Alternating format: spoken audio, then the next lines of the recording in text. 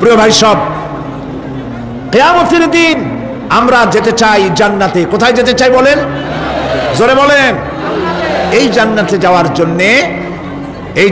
যাওয়ার জন্য দুইটা কাজ করতে হবে। কয়টা কাজ?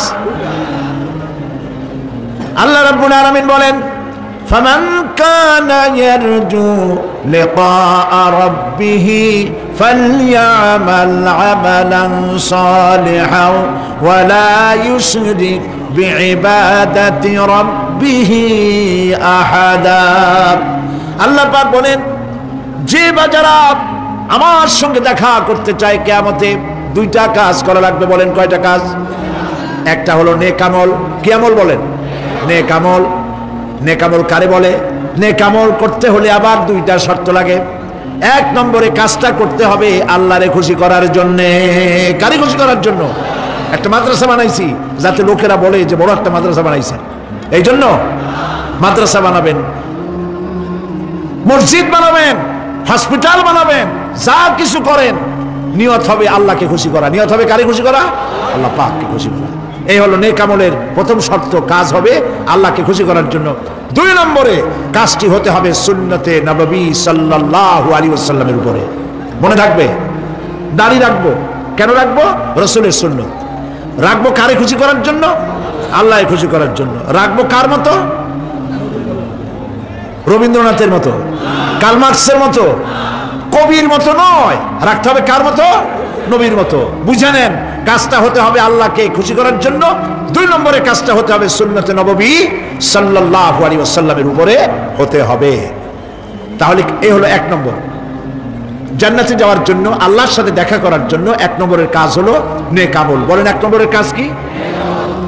দুই নম্বরের কাজ ওয়ালা ইউশরিক বিইবাদাতি রাব্বিহি আহাদা। আল্লাহ রাব্বুল আলামিনের ইবাদতের সাথে কাউকে শরীক স্থাপন করা যাবে না। আমরা যারা মুসলমান, অধিকাংশ মুসলমান শিরকের ভিতরে মুবতালা হয়ে আছে। বিশ্বাস করেন কিনা বলেন?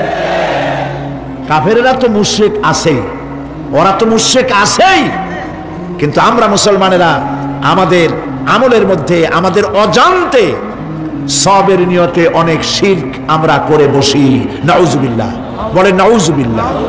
এই জন্য আমি বারবার সতর্ক করি, নিজেকেও করি, আপনাদেরকেও করি। এই কারণে করি, শিরকের গুনাহ আল্লাহ মাফ করবেন না। ইন্না শিরকা লা যুলমুন আযীম। শিরক মস্ত বড় অপরাধ, জুলম, আল্লাহ মাফ করবেন না।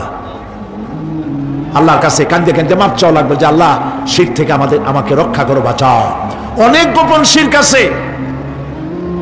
মাজারে যান, পীর সাহেবের কাছে যান, মনে যদি নিয়ত থাকে উনি ফু দিলে আমি ভালো হবই, উনি তাবিজ দিলে আমার বাচ্চা হবেই, উনি আমারে দয়া করলেই আমার ব্যবসায় উন্নতি হবেই, এইটার নাম শিরক।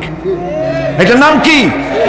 ওয়াইজা সাআলতা ফাসআলিল্লাহ ওয়াইজা ইসতাআনতা ফাসতাইন বিল্লাহ। যা বলার আল্লাহরে বলো, আর যা চাওয়ার কার কাছে চাও? চিল্লায় বলেন। কলিজাটাকে পরিষ্কার করে দেন আজকের মাহফিলে। এই কলিজায় কারো প্রতি কোনো ভয় রাখবো না আল্লাহ ছাড়া। ভয় করবো কারে বলেন? মহব্বত আল্লাহ ছাড়া, এত বেশি মহব্বত আর কাউকে করব না। আল্লাহ তাআলা আমাদের কলিজায় তোমার ভয় এবং মহব্বত দিয়ে ভরে দাও। রাসূলের মহব্বত দিয়ে আমাদের দিলকে ভরে দাও। বিশ্বাস করুন ভাই সাহেব, কোরআন শরীফ আমার সামনে, বিশ্বাস করুন, দেশি পীর বিদেশি পীর, খাজা বাবা দেশি এবং বিদেশি, কেউ আপনার ভাগ্য বদলাই দিতে পারবে না। এই পিছনে দৌড়ায় দৌড়ায় কোনো লাভ নয়। এতক্ষণ মসজিদের ভেতরে বসে আল্লাহর কাছে কাঁদেন। ওয়াকালা রাব্বুকুম উদউনি আস্তাজিব লাকুম। তোমার রব বলেছে আমারে ডাকো, আমি ডাকের সাড়া দিয়ে দেব। সুবহানাল্লাহ। আর আল্লাহ বলেছেন আমার ইবাদতের সাথে কাউকে শরীক করবে না। খবরদার। আলাইসাল্লাহু বিকাফিন আবদা। আল্লাহ প্রশ্ন করছেন, আলাইসাল্লাহু বিকাফিন আবদা, আমি কি আমার বান্দার জন্য যথেষ্ট নই? চিল্লায় বলুন অবশ্যই যথেষ্ট। আবার বলেন অবশ্যই যথেষ্ট। কলিজা সাফ করে ফেলেন। সম্রাট শাহজাহান দিল্লির সম্রাট, হাবিজাবি সম্রাট না, দিল্লির সম্রাট। এখন কোথায়? কবরের মধ্যে। কবি বলতেছেন, শাহনে জাহাं को जिन्हें फक्र से देते थे बाज, शाहने जहां को जिन्हें फक्र से देते थे बाज, वाज कब्र में है सूरह अलहम्दु की मोहताज। সারা ভারতবর্ষ যারা ট্যাক্স দিয়ে নিজেকে সৌভাগ্যবান বলে মনে করত, সে আজ কবরের মধ্যে ভিক্ষুকের মতো সূরা আলহামদুর মতো একটি সূরার মুহতাজ হয়ে ভিক্ষুকের মতো শুয়ে আছে। সম্রাট শাহজাহান মসজিদে বসে আছে, এক ফকির ঘুরতেছে। লোকেরা কয়, ছোটবেলা থেকেই তোমার খয়রাত করতে দেখলাম, ভিক্ষা কি জীবনেও যাবে না তোমার? লোকটি বলছে, আমি ভিক্ষা করবো ছাড়া আমার উপায়টা কি? এই লোকটি, আমি ভিক্ষা করা ছাড়া করবো কি? লোকেরা তো আমার 60 টাকা 50 টাকা 100 টাকা দেয় না, 4 আনা 5 আনা 1 টাকা এই আমার দেয়, এ দিয়ে আমি বড় লোক হবো কেমন? লোকটি বলছে, আচ্ছা দেখো, তুমি তো জায়গা মতো যাইতে পারো নাই, বাদশার কাছে যাও, এমন দেওয়া দেবে জীবনে আর খয়রাত করা লাগবে না। তো বাদশার কাছে কি খয়রাতি যাইতে পারে কোনোদিন? কয়, হ্যাঁ এখন পারবা। কেমনে? কয়, সম্রাট শাহজাহান এখন একা একা মসজিদে আছেন। তখনকার এসব বাদশারা অনেকে নামাজি ছিলেন, দিনদার ছিলেন। ফকির দরজার কাছে দাঁড়াইয়া দেখতে পাচ্ছে কেউ নাই, দেহরক্ষীরা দূরে দূরে দাঁড়ানো। বাদশাহ মসজিদের ভেতরে বসে হাত তুলে ঝুলতেছে আর কাঁদতেছে, চোখের পানি দিয়া দাঁড়িয়ে ভিজে ভিজে পড়ছে। এই দৃশ্য অনেকক্ষণ দেখলো ফকির। কিছুক্ষণ পর সম্রাট শাহজাহান মসজিদ থেকে বেরিয়ে আসছে। ফকির বলছে, আসসালামু আলাইকুম হুজুর। তিনি বললেন, ওয়ালাইকুম আসসালাম। চলে গেল। বাচ্চা বললো, আমার কাছে তো কেউ আইসা কিছু না চাইয়া তো যায় না, এর দেখলাম খয়রাতির মতো কিছু চাইলো না, বেটা ভয় করলো নাকি? হ্যাঁ আমি এদিকে আসো। আসছে। ভয় পাইছো? কয় না, ভয় পাইনি। তো কিছু যে চাইলে না? ফকির বলছে, জাহাপানা সত্যিই কিছু চাইতে আসছিলাম, তারপর চাইলে না কেন?